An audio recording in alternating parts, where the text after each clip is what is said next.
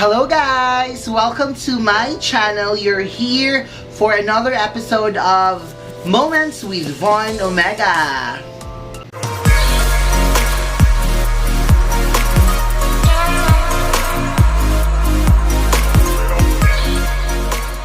And first of all, I just want to say thank you sa tananing tanaw sa akong first video regarding sa top 30 base sa Iligan City. Though it was just my first video, the result of the views was very overwhelming. Thank you so much. Please continue to support, and if you haven't watched the video, you can still watch that first video. And please do like and push the notification bell button so that you will be notified once another video will be posted in my channel. So, nga kung sa tadiri karon, well, this would be an exciting and a little bit fun episode for Moments with Von Omega. So, I was actually scrolling the Facebook earlier, and mahilig man siya kumutano sa mga memories. Bitaw ka na bitang itag or gitag ka before, like a year before, 2 years ago, so on and so forth. There was a post posted by my beautiful cousin Nadia Chadiobero. Hello, gaong mo. I love you and I miss you so much.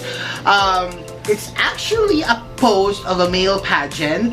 I don't know kung asa ni, but based sa hashtag, it says Soar High El Salvador City. So I believe this is in El Salvador City, in Misamis Oriental. The name of the pageant is Mr. Feeling Guapo Official Candidates. Ooh. Title pa lang daan, kabaluta nga feeling guwapo ra gyud sila. But di sa ta mag-judge, okay? Let's see kinsa ang mga candidates, and let's check out kung feeling guwapo or guwapo ba gyud tinuod sila. I like to party!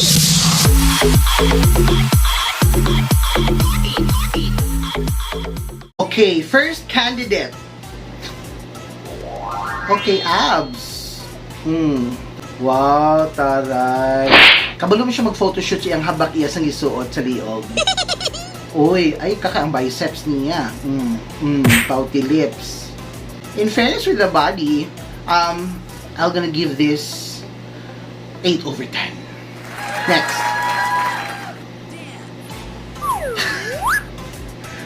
Feeling na ako, pagtanong na ako sa number 2, feeling na ako kay siya ang number 1. Wala bito kakaunog 30 days.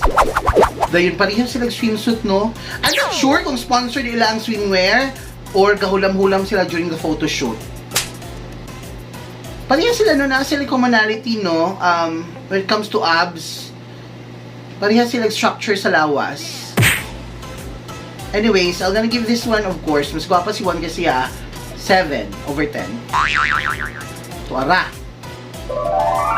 Oh, mas, yeah, when it comes to abs, mas detalyado ang iyang abs. Karon ako naka-realize na lain-lain ang ribs sa mga tao, no? Kani po diya, ganina ang mga ribs na sa tumanya po nasa kilid. Cute ribs, okay? This one, tayo sila ni number 2. I'm gonna give 7 over 10. Oh, ara. Kung tagunan ni mo yung lawas, no? Wala siyang Mortal Kombat. Katulad ito mga kapamilya ng Sub-Zero. Taray ng hairstyle. Na siya abs, pero di ko sure kung abs ni kay duha na siya kabuok pero dag ko. Di ko sure kung abs ni siya or liver na klaro na tungkol sa kaniwang. Pero yung waves na po sa kilid, na murag kinarwasan na pong i-ring. I'm gonna give this one 6.5. Next. So far, mauni ang pinaka-healthy nga ako nakitaan. Itong matawa, pre, musta pre? Taray. I'm gonna give this one, I think, 8. Hala. Saan? Saan pag-dip bite? Nakaloka.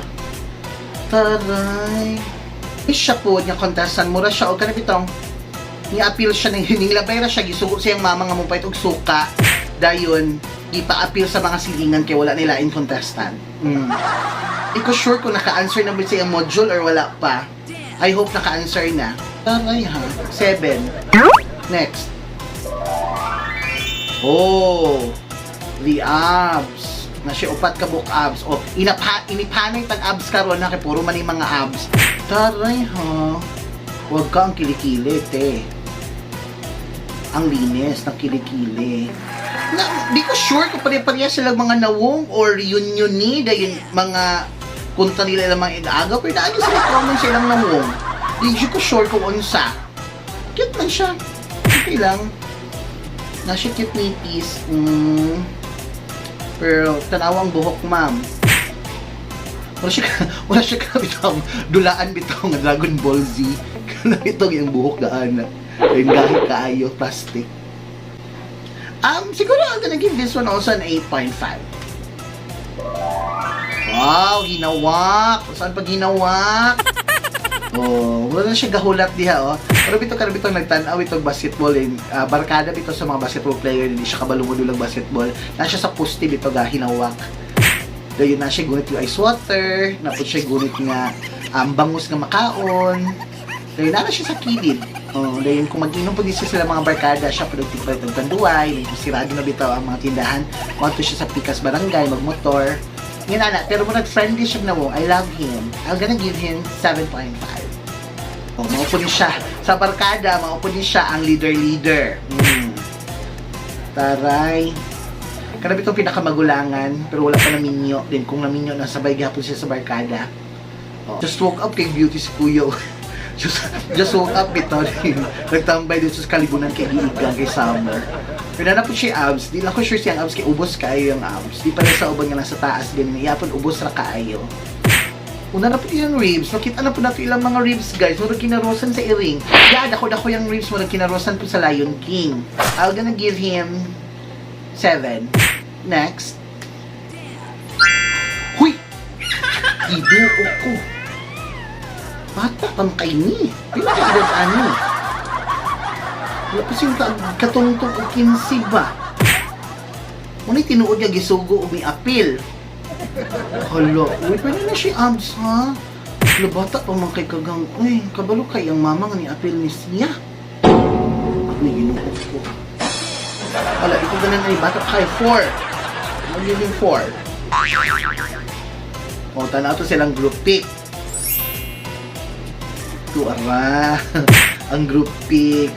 Pagtanaw mo sa group pick, makaingon jud ka nga, nabisita na baka ni ilang lugar sa Department of Health, no? Pagtanaw, o uniform ang arms, uniform ang ribs, uniform ang biceps, medyo pare-pareha lang now. O may uniform po ng skin tone. Taray! Di na ni madutlag mga malaria ba? What I love with this is the confidence that they have.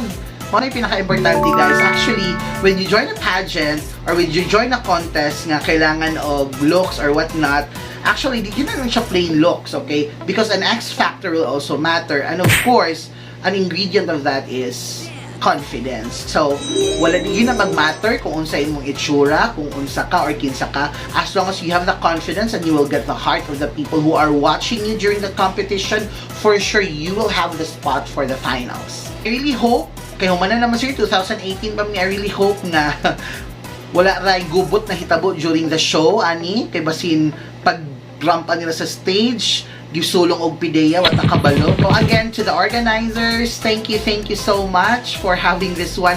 Medyo nalingaw na po mi online kay nakakita mi ani, though it was way back 2018. And shout out sa nag-post ani, it's actually their page. Actually their page is 3L Photography. And again guys, thank you so much for having me today for another episode of Moments with Von Omegas. And then please do like, please subscribe of course, and then hit the bell button for notifications sa akong mga next videos. Always remember, mahal ko kayong lahat. Mwah!